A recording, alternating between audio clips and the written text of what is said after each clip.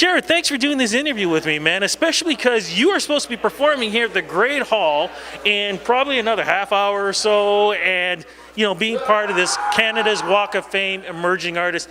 How does it feel knowing that you're part of this whole next generation of Canadian superstars who are ready to chart, record, tour, and just bring out great music for all of us? I mean, it's pretty cool. I'm a lover of music just as much as I love playing music, so I've always loved Canadian music, and to be a part of the new generation, I suppose, the up-and-comers, is pretty fun. It's exciting to see where Canadian music has gone, especially in recent years, Toronto music and across the country. Me personally, I'm from the East Coast, so nice to bring a little bit of that East Coast Maritimer flavor out this way. But no, it's a very, very cool experience, and I'm just trying to soak it all in. Okay, look, I was talking to some of the other bands and whatever, and they were telling me like 400 or 500 bands and artists tried out for this. Like, when did you hear about this? How did you get involved? And what were your thoughts when you found out, yeah, you're part of this, man?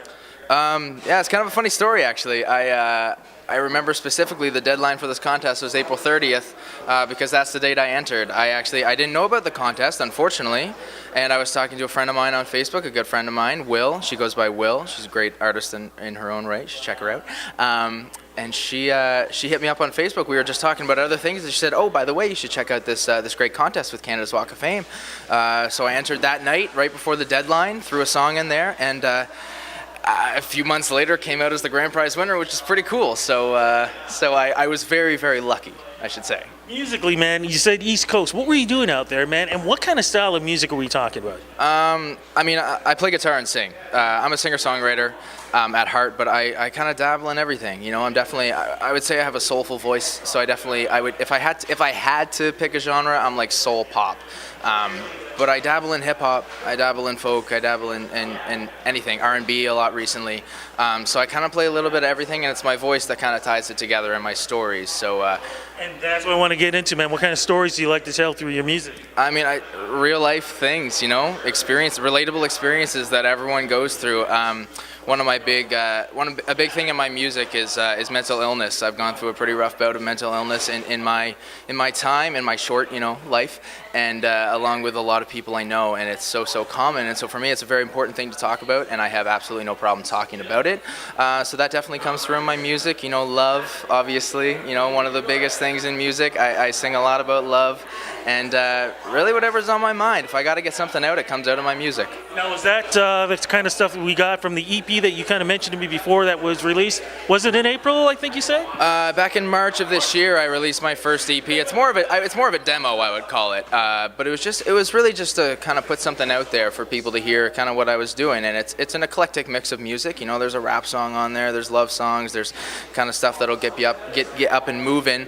But sorry, the EP is called? It's called 1610. 1610. Yeah. Unusual name. Yeah, so it's called 1610 because when I first moved here to Toronto 2 years ago, it was my apartment number, 1610, and all of the songs on it were written in that apartment.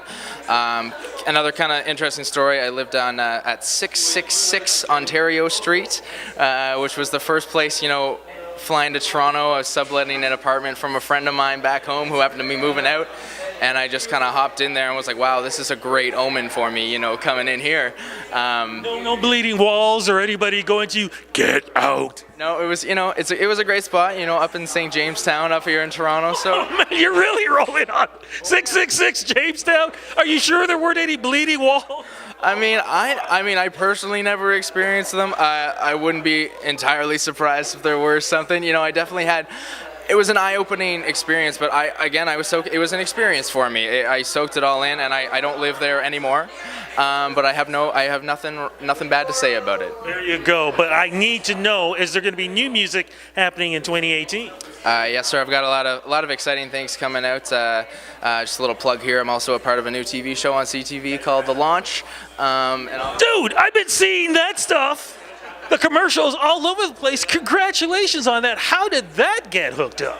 Yeah, another kind of interesting story. Again, very lucky. I met a few people, was reached out to by a few people, and And yeah, it was an incredible experience, an incredible new series that I'm sure people will love, and I'm as excited to see it as everyone else is. So yeah, it was very, very cool. Okay, so I know you can't talk a lot about it, but you can at least, so folks really understand what exactly is the launch, because there are a lot of other artists who are involved with this, and this is something that's really going to shake up the industry.